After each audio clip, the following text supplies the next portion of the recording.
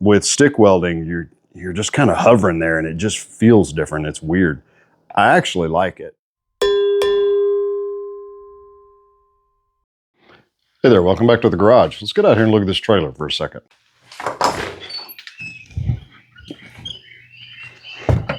So, I'm still working on this trailer. The next thing I'm gonna need to do is main thing I need to do is replace the safety chains. There's only one and it's haphazardly attached. So I'm gonna have to weld on some new safety chains, and I also wanna put on some D-rings along the side and possibly along the front. In order to do that, my welding is gonna have to improve because that's gonna have to be done using stick welding.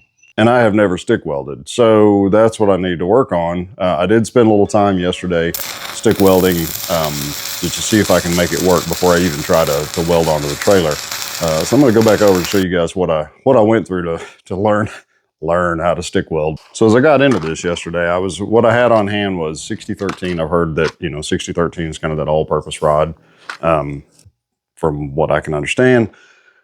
So I've picked up some Vulcan. Where's that? Is that Harbor Freight or Northern Tools? I think that's Harbor Freight. Vulcan 6013, 3/32 inch rod, because all I was going to be doing was running flat beads on this 1/4 inch plate. These coupons that I got from the JFLF, James F. Lincoln Foundation.org, JFLF.org. I did another video on that. You guys can see. It's just a real inexpensive place to get those coupons. So the first trick that I ran into was in striking the arc and getting that arc started. And part of that is it's kind of like trying to brush your teeth with a toothbrush on the end of a pool noodle. It's just way out there. So the length of that sticking out was kind of weird.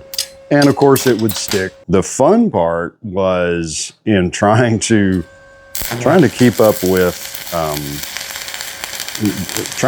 the arc length. So unlike MIG welding, where your hand position kind of stays the same and you just move your arms and the wire's doing all the work for you, your arc length is constantly changing, obviously with stick welding, because the stick is getting shorter.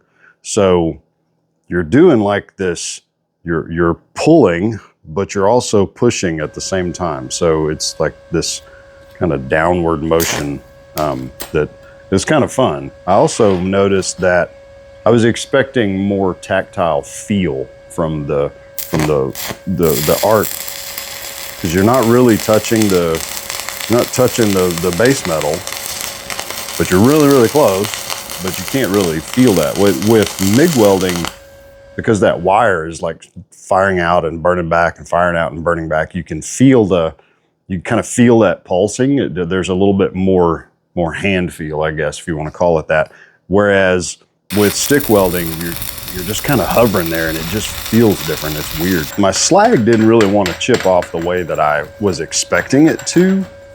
And I had a comment, I threw up a short yesterday, and one of the comments said that I wasn't running hot enough. I was running at 90 amps. And the box for the 332, the 6013, says to run between 70 and 105. I split the difference more or less and was running at 90 because I was just running flat beads. It didn't really matter too much. But the comment was that if the slag wasn't peeling up, then I wasn't. Let me reverse that. If the slag wanted to easily peel off, then I had it dialed in right, and implied that I was running too cold. That may have been the case. Maybe I should have ran it a little bit hotter. The beads, I wasn't really concerned about how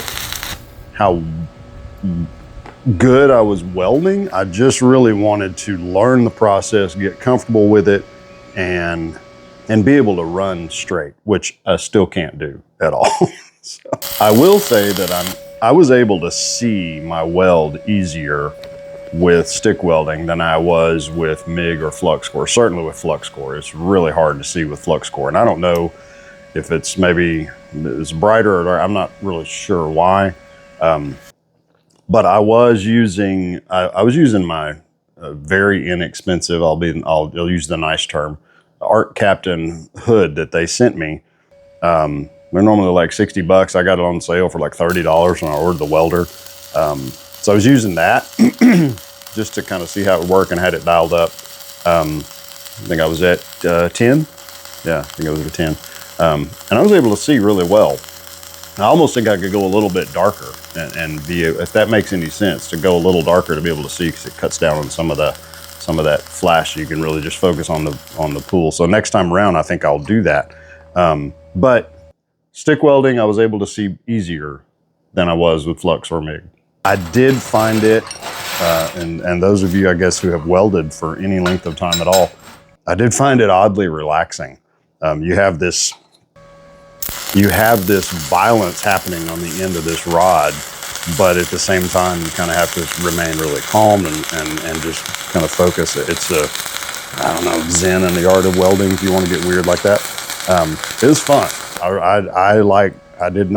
I enjoyed stick welding a heck of a lot more than I thought I was going to. Now I just have to actually get good at it, better. So this was a 6013. I'm gonna get some 6011, some 7018, practice some different welds.